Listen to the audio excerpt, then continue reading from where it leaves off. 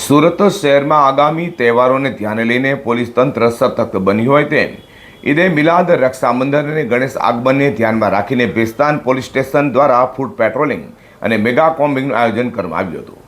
તહેવારો શાંતિપૂર્ણ માહોલમાં ઉજવાય અને કાયદો વ્યવસ્થા જળવાઈ રહે તે માટે ડીસીપી ઝોન 6 રાજેશ પરમારના માર્ગદર્શન હેઠળ પોલીસ ટીમોએ વિસ્તારમાં સઘન ચેકિંગ હાથ ધર્યું છે। સુરતમાં આગામી તહેવારોને લઈને પોલીસ દ્વારા સુરક્ષા વ્યવસ્થા વધુ મજબૂત બનાવાઈ રહી છે।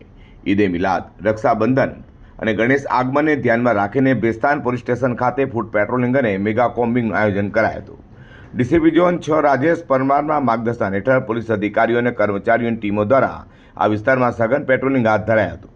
મેગા કોમ્બિંગ દરમિયાન સંવેદનશીલ વિસ્તારમાં ચેકિંગ કરવાની સાથે શંકાસ્પદ વ્યક્તિઓ અને પ્રવૃત્તિઓ પર નજર રાખી છે। આગામી તહેવારો દરમિયાન કોઈ અનોખી બનાવ ન બને અને શહેરમાં શાંતિ તથા કાયદો વ્યવસ્થા જળવાઈ રહે તે માટે પોલીસ દ્વારા આગોતરા આયોજન કરાયું છે। ભેસ્તાન પોલીસની આ કાર્યવાહીથી તહેવારો દરમિયાન સુરક્ષા વ્યવસ્થાને વધુ અસરકારક બનાવવાનો પ્રયાસ કરવામાં આવી રહ્યો છે।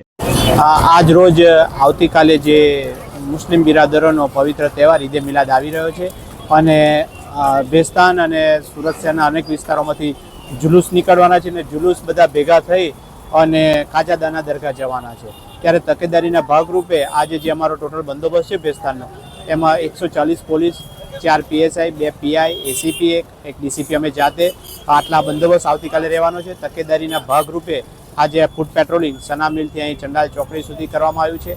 આના પછી અમે વાહન ચેકિંગ પણ કરીશું। વાહન ચેકિંગ કર્યા પછી જે અમુક લિસ્ટેડ જાણીતા જે ગુનેગારો છે જે સ્પેસિફિક અમે કર્યા છે તેના ઘરના કોમ્બિંગ પણ કરવામાં આવશે। એટલે આ રીતે અમે સુરત શહેર પોલીસ અને ભેસ્તાન પોલીસ સુસજ્જ છે આવતીકાલના બંદોબસ્ત માટે।